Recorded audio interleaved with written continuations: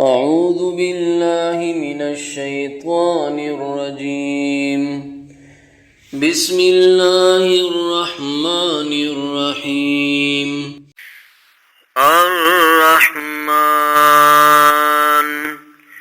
علم القرآن خلق الإنسان علمه البيان الشمس والقمر بحسبان والنجم والشجر يسجدان والسماء رفعها ووضع الميزان ألا تطغوا في الميزان وأقيموا الوزن بالقسط ولا تخسروا الميزان والأرض وضعها للأنام فيها فاكهة والنخل ذات الأكمام والحب ذو العصف والريحان فبأي آلاء ربكما تكذبان خلق الإنسان من صلصال كالفخار وخلق الجان من مارج من نار فبأي آلاء ربكما تكذبان رب المشرقين ورب المغربين فبأي آلاء ربكما تكذبان مرج البحرين يلتقيان بينهما برزخ لا يبغيان فبأي آلاء ربكما تكذبان يخرج منهما اللؤلؤ والمرجان فبأي آلاء ربكما تكذبان وله الجوار المنشآت في البحر كالأعلام فبأي آلاء ربكما تكذبان كل من عليها فان كل من عليها فان ويبقى وجه ربك ذو الجلال والإكرام فبأي آلاء ربكما تكذبان يسأله من في السماوات والأرض كل يوم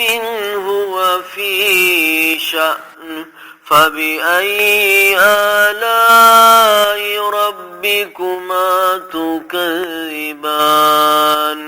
سنفرغ لكم أيها الثقلان فبأي آلاء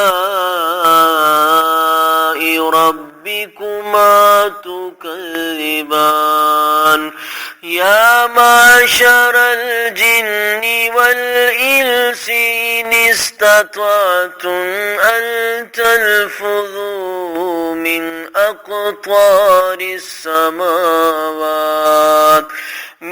أقطار السماوات والأرض فانفذوا لا تنفذون إلا بسلطان فبأي آلاء ربكما تكذبان يرسل عليكما شواظ من نار ونحاس فلا تنتصران فبأي آلاء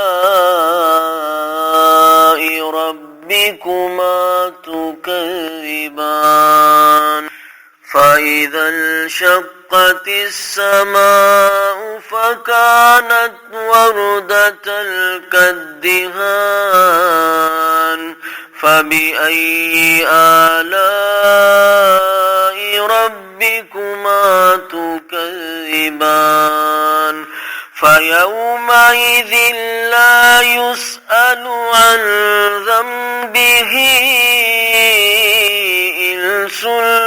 ولا جان فبأي آلاء ربكما تكذبان يعرف المجرمون بسيماهم فيؤخذ بالنواصي والأقدام فبأي آلاء ربكما تكذبان هذه جهنم التي يكذب بها المجرمون يطوفون بينها وبين حميم آن فبأي آلاء ربكما تكذبان ولمن خاف مقام ربه جنتان فبأي آلاء ربكما تكذبان ذواتا أفنان فبأي آلاء ربكما تكذبان فيهما عينان تجريان